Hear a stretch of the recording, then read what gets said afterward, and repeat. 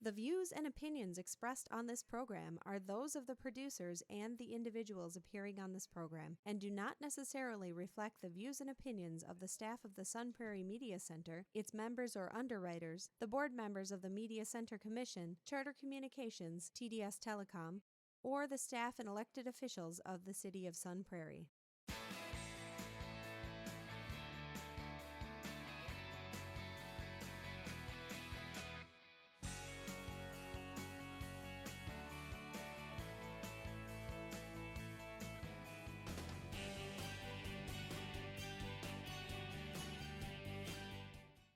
Hello and welcome to Real Reviews. My name is Jamison Rabbit, and the man seated next to me has seen Grumpy Old Men 37 times. His name is Mike Roth. I didn't update you last night, 38. Wow. Yeah, it is a modern masterpiece. It really is. Transcends art. Yeah, in general. well. Yes, it's above the best creative thing you could ever think of. Right. Yeah. I mean, I just thought it was impressive that you had the criterion. But Are we talking about one or two? Because I watched two. Oh, wow. Grumpier. Yes, That means grumpier better, old man. right? Yep. More grumpy. It's a little bit more grumpy than the last one. Yeah. I like that. It's tragic. Who knew that eating bacon and smoking cigarettes all that time could cause heart disease? Who knew? The research is still coming in, guys. We don't know for sure. Don't poo-poo smoking and bacon. Hey, Burgess quite Meredith yet. lived till he was 106 on that diet. He did. That's really good. Guy never died. That's all he had. Oh, man. All right. This week we have one big movie that, again, it feels like this is the theme of the last month. July has been one movie a week. Yeah. Just pump out one big movie. It's crazy. We had, like a few weeks ago, we had 2 movies. Yeah. But this is kind of unusual for us. Yeah, Lion Sometimes King, we got 3 or 4 movies and steadily one Stay movie at a tuned time. because coming soon we're going to have a lot of movies on the marquee Nice. as summer blockbuster season wraps up. Yeah. But first, before we get into all that, let's get into our streaming spotlight this week, sir. All right. It was a little short film that we watched on Netflix. Uh-huh. What do we have? We have Frankenstein's Monster Frankenstein. Yeah, so not confusing. This is a real short thing. It's really not a movie. It's what, 30 minutes. 30 minutes long. It's directed by Daniel Gray Longindo. I'm just going to say that. Hopefully it's right. And written by John Livingston. David Harbour, who you might know from Stranger Things. That's where he's big. He's Sheriff Hooper. He has Sheriff this. Hopper. He has this a play, and he is in this. It's a mockumentary. He is kind of researching his father's greatness. He is an actor. His father was a great actor. His grandfather was a great actor. He's concentrating on his father and his past, on when he made this play for television. Yeah, it's kind of like a Dark Shadows style. Yeah, and in this play, it's really bad, but everybody is heightened it as this great piece of art. There's a quote in here that he says several times within this half hour, and that is how I got into Juilliard. And I think that is hilarious. Again, this is a very short thing. I think it's great seeing David Harbour do something fun and lighthearted. I love mockumentaries. I wish this might have had a little bit more, but I wish it was longer. Yeah, I couldn't see what else they could add because it felt like they flushed it out. I just wanted to see more of what this little world was like. It was funny.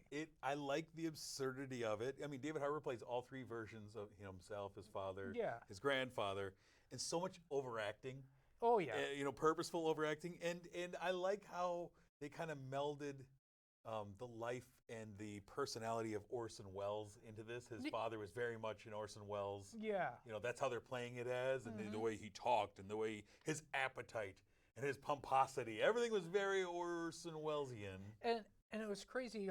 In this play, also reflected his father's life. Yeah. So, in real life, his career was on the downslide, and in this play, also was this new actor that he felt jealous, and in the play was actually the feud that they both had, which adds to the hilarity. It's not really a plot point. It was funny. I mean, the title, it's Frankenstein's Monster Frankenstein. It's this whole twist and turn of, this meta thing, and that's what this all is. And I love when you find out, like you say, like that he and this young co-star actually really don't get along, and they're trying to overact each other in this gothic Dark Shadows type soap opera thing they have going on. And it was cheesy set, like doors don't close, and there's a fight which causes a fist to go right through the set, and it looks just like a fist going right through a set.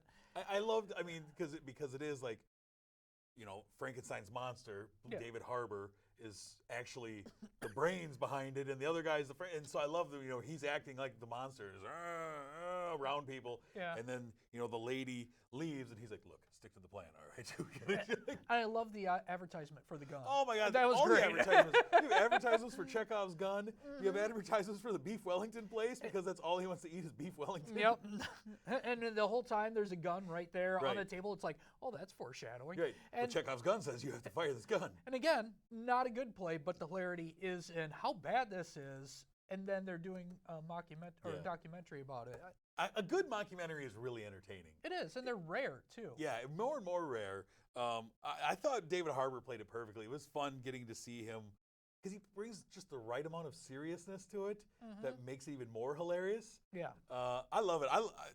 I want more David Harbour. Like, I want David Harbour to play me in the Real Reviews film. I want David Harbour, and of course George Lucas to play you. Oh, it's going to be a great movie about the shenanigans that happen here on set.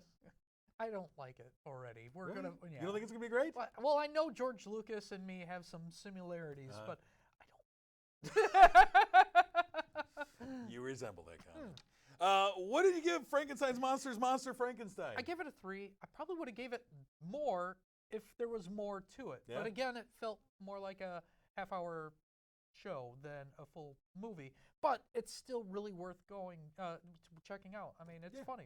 Yeah, I gave it 3.5. I was chuckling out loud a few moments in here, because it's just so absurd. Like the first 2 minutes of it, when he's introducing his family and then introducing himself, and you see he stands next to a picture of his grandfather, and then introduces himself and stands next to a picture of himself. Like, I had no idea it was a comedy before. I just kind of hit it on.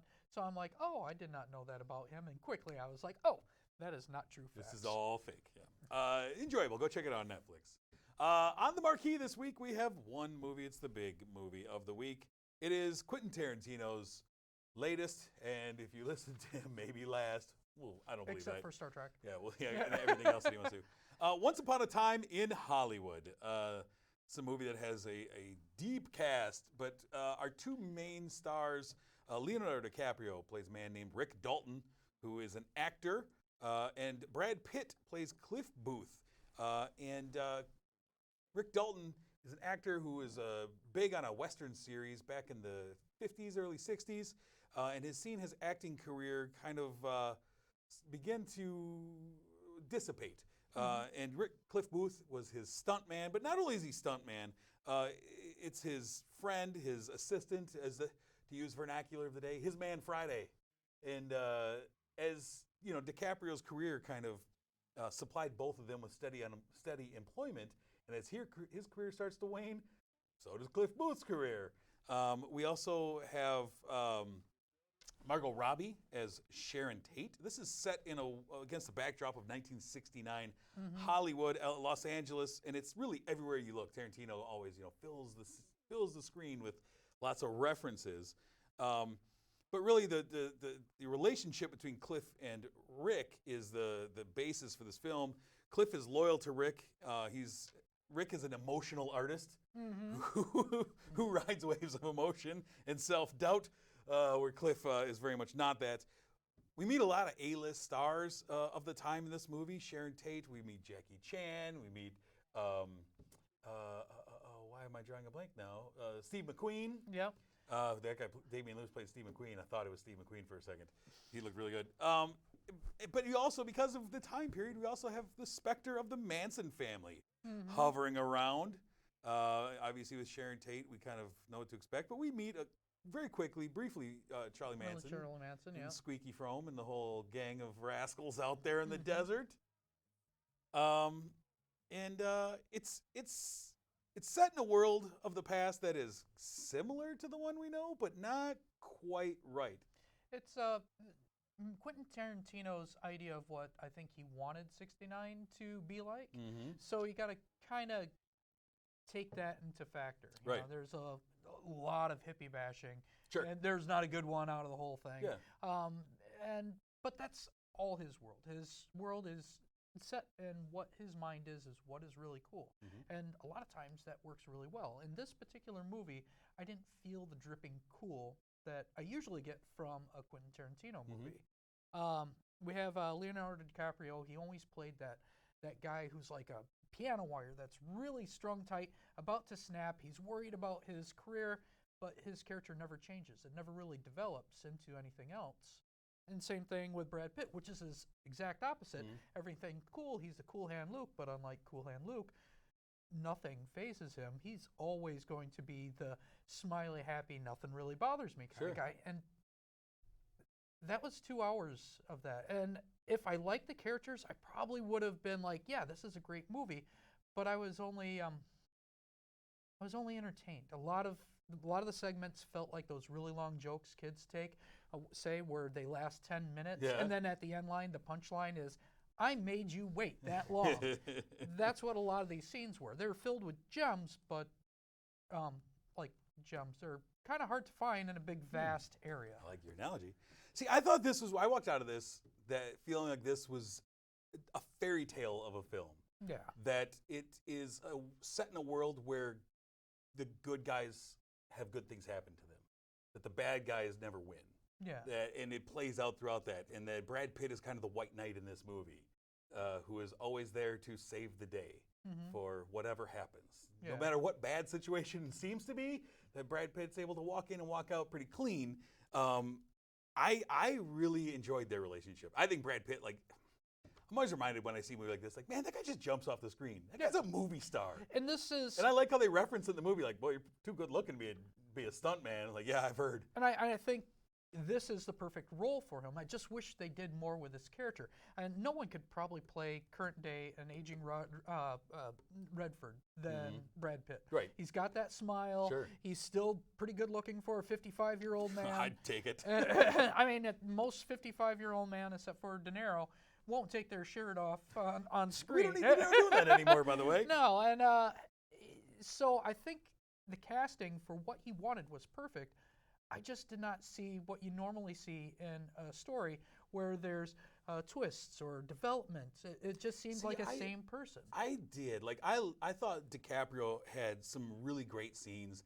There's a scene where he has a big breakdown in the trailer. You see it in the trailer. And that was one of the good scenes. I really like that one. There's a great scene in there where he is with Luke Perry, where he's on the set of a movie, of a show, and he's got a little girl, and he's playing his character versus Luke Perry.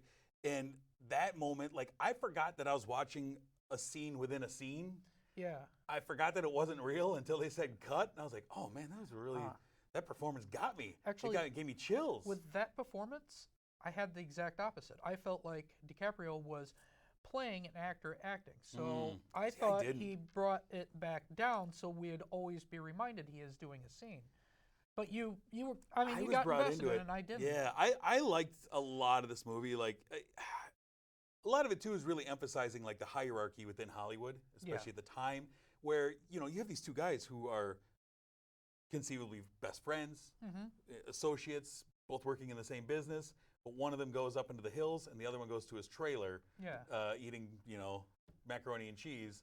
And it shows this hierarchy. You know, you have Roman Polanski and Sharon Tate living next door. Yeah. I'm living in the back of a carnival or whatever it was, you know. And I like that, and I like that for the first time, Tarantino didn't have to rely on, like, insane violence to keep the momentum going in a movie. That's kind of his hallmark, right? Yeah. And we got some violence, but it was not your Tarantino-esque level. To me, this is a lot like Jackie Brown, but with less of a plot. Jackie Brown didn't really have a lot of violence in it. It was mostly dialogue and character, but it just... See, I thought this was... I walked out of this thinking that this was Tarantino's most hopeful movie. Oh, really? Yeah.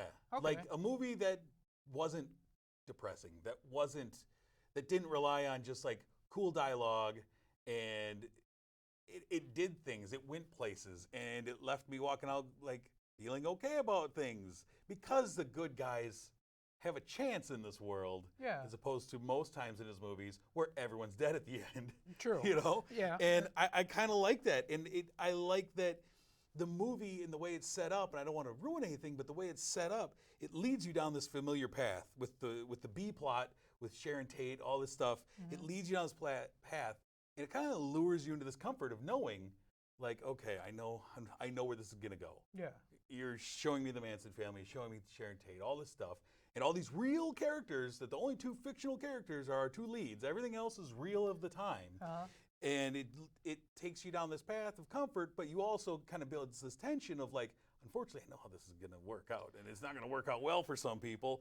And I kind of like that. I kind of liked how he played that. See, I kind of figured something like this would happen because of Inglourious Bastards, where he rewrote history in his favor. Yeah. Everybody no, that did not happen.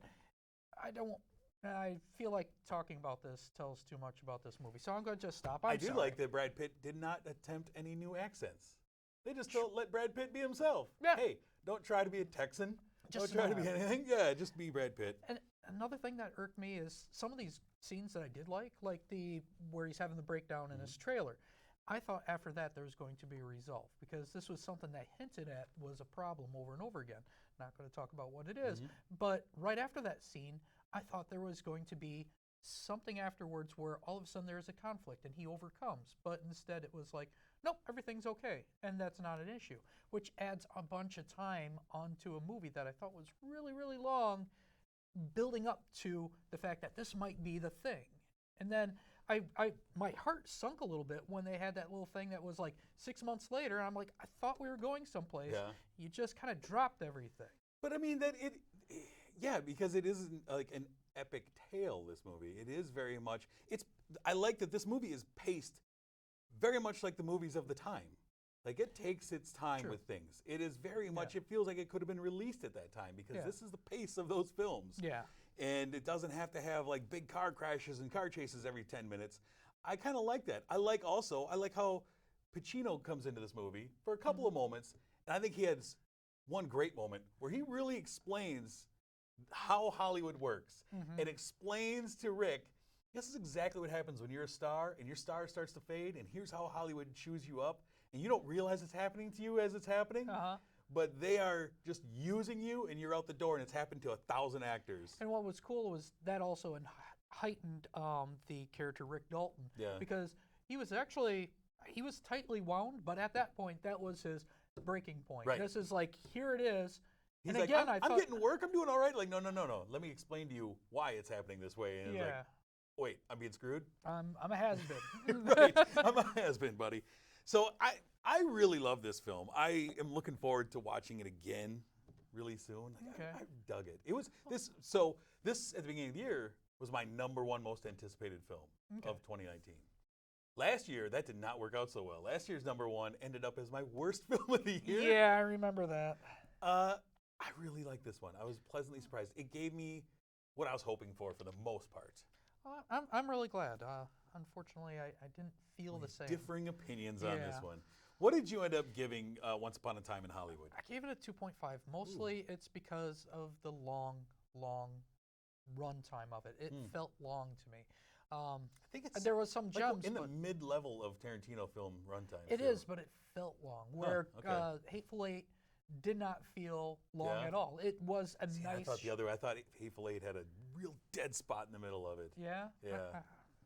I really like this movie. I was very pleased with it. I gave it 4.5 out of 5 stars. Nice. I like this one a lot. Like, it's in the upper third of Tarantino movies for me. And just to let everybody know, I am rare in this. It looks like the audience score is really high, the meta score is really high, the Rotten Tomatoes score is really high. I just didn't get it. I have been talking some people down from this as his best movie.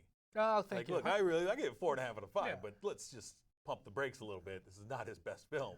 I think it would have been fun if maybe I had a drinking game with it. Ah. Because he did all the Quentin Tarantino things you'd expect. There's feet. There's there's some scenes where there's 3 different ladies' feet in the scene. He loves feet. How about you take a drink every time Rick Dalton lights up a smoke? Red apples, every time you see a red apple. I do love the red apples are a part of this movie. I love it. It's part of all the movies. Good stuff. All right, let's take a look back. It's summer is winding down, sir. We are still going to summer camp, but boy, we're almost out of time. Starting to look forward to school, Mm-hmm. pack up the supplies. Mm-hmm. But this week, Don't say that. It was just turned August. all right, it's just Yeah, August. Okay, wait we're till okay. 2 weeks before we school. got some more time. So we are going back for Camp Throwback, and for this one, we have two movies that are one movie basically. We're talking about The Parent Trap. And there is the original 1961 version as well as the remake in 1998. I'm going to quickly talk about the 61 version, which stars Haley Mills as Susan and Sharon. Twins Susan and Sharon discover each other at summer camp. So there you go. And at first, they battle each other because one of them is a rich, sheltered kid, and the other is a not as sheltered rich kid. But they're at summer camp, and just because they look like each other, they start really hazing each other. Like, you look like me, there can only be one of us that looks like me. I hate you. And this leads to them being forced to bunk together for the rest of summer camp until they can figure out their problems. And they quickly figure out that they're related, and each of them is living with one side of their parents. It doesn't feel like it should have taken a half hour into the movie to figure out we're related. But they did. They got it. You know, haircuts can really throw things up. Well, you have short hair. We can't be twins. Well, I mean, who would really expect that your parents would lie about your twin? Yeah. And you would bump into, I mean, it's happened. There was a documentary. This is true. And it's a really sweet movie. Maureen O'Hara plays their mother, and Brian Keith plays the father. It's a sweet movie, reminiscent of old Disney, from the Sherman Brothers music to the sets that have been used. I found out the sets in this movie reused so many times in all these classics. I bet. And the twin technology is great. 1961, it looks great. Like, these girls are in the same scene together. What was first, this or Patty Duke? I'm sure this was first, and then Patty Duke. I think this was first. That's usually how TV works. Yeah, Haley Mills is sweet, even if her British accent kind of slips through frequently. Some touching moments. Spawned 3 sequels starring Haley Mills. She just kept banging around in these movies. And surprisingly, I haven't watched this movie forever. This movie was 2 hours long. I was not expecting that. Whoa, that's rare for the early times, especially of for like a children family films. movie. Yeah, 2 hours is a long time, but I really enjoyed it. I think she was great in this one. And then we got a remake, as Disney likes to do. Even in the 90s, they were remaking themselves. It's pretty much the same thing, except for without the music. Right. There's no music in here Right. at all. This time you get and Nancy Myers, right? We have Lindsay Lohan playing both Haley and Annie. And another difference is both of them were from fortunate sides of the family, which makes sense. I mean, who sends their poor kid to a rich kid camp? It just doesn't happen. And they quickly find out they are related. And they're both really stoked that Dennis Quaid is their dad. Sure, he's awesome. That is pretty cool. Now, they do a switch around where one Lindsay Lohan goes to Europe, where the mom is. The other one goes to California, to the winery. They figure it out, and then get them back together. Got to get back together. They meet in New York, and does love happen? Well, we hope so, because the evil witch, they called her Cruella. Sure. It's all Disney. Yeah. And that was played by Aline Hendricks. She plays the really nice lady that's kind of seducing the dad, Nefarious. thinking it's going to be great, but behind his She back, wants his fortune. very Disney-like. But you know what? I like this movie. It was really fun.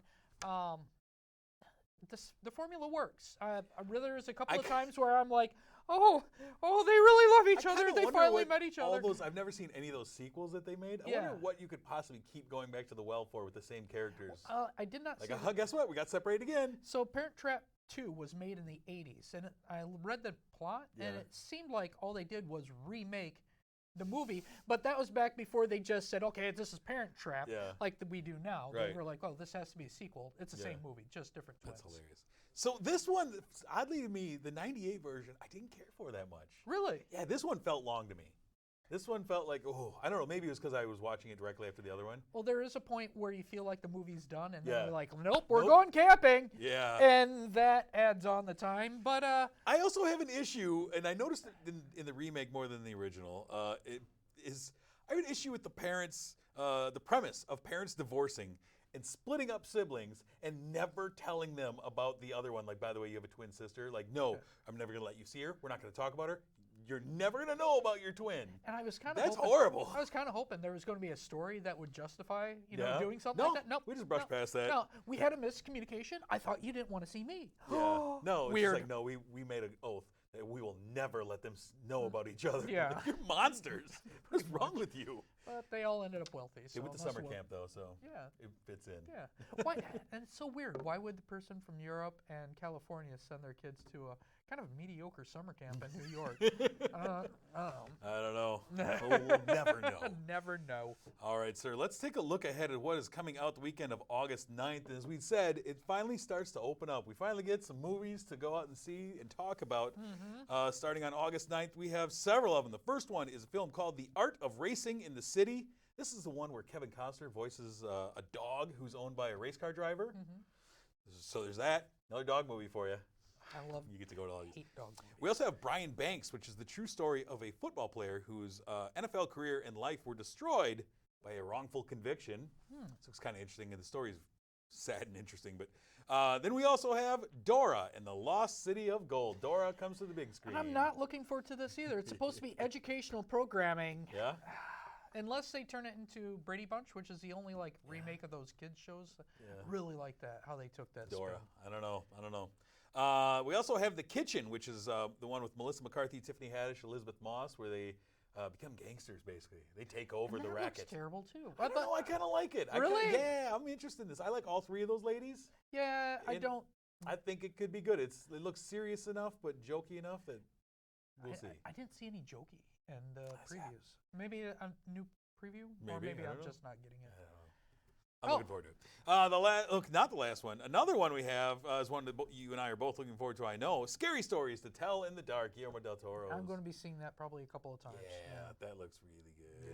Yeah. And then the last one is the one that's more in limited release, but from the trailer, I'm so excited for it. It's called The Peanut Butter Falcon. It's Shia LaBeouf's new movie where he is helping a young man who is developmentally disabled to live a dream of his. It looks like a real, misty eye type of situation going on there. All right. So that's a lot of movies, though. That is tons of movies. That is breaking our one movie a week streak. That it is.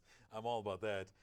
Before we leave, though, we have to thank our sponsor. You saw him here last week on the show, Marcus Theaters, Palace Cinema. Thank you for sponsoring our show, and thank you for being open and welcoming to us. It's a good time. I got to go get some of those chicken wings that we had last week. This is going to be the first week in a long, long time I'm not going to see a movie. Yeah. Everybody, I'm not going to be here next week. We're going to have a special guest. Special guest. A really special guest. Really We got awesome a new guy. permanent co-host starting next No, week. not permanent. I will be back in 2 weeks. Oh. But yeah, don't get too excited. I'm just saying. Don't get too excited. Next week, we're going to be talking about Hobbs and Shaw. We're also going to be talking about a film called The Meanest Man in Texas, and our special guest has a special connection to that, which will be interesting. Our streaming spotlight will be Chris Evans' new movie on Netflix, The Red Sea Diving Resort. Nice. Yeah, looks kind of interesting. Now, next week, you're going to have to brag me up about coming back. Yeah, I mean, I will see how much time there is. It's a real packed show. I don't know about that. We'll also have a really fun throwback, which I'm excited to talk about, and maybe more. Who knows? I don't know. But I look forward to you coming back, sir. You know, I got to update your Wikipedia page while you're gone. Yeah. There's a lot of facts that have slipped by me. Well, I'll be camping, so you revolve if you hear something before I Wait, do. so are you going to summer camp? No, I'm going to People Fest. People Fest. It's in the Driftless. It's going to be Okay. a concert, 3 days of awesomeness. I was just saying. I mean, if you know the little tent and all that, you could take a picture and have our new graphic would be Mike in his tent. I could do that, but I don't think so. Can't do it. All right. Well, until we meet again next week, I'm Jamison. Mike Roth. Thanks for watching.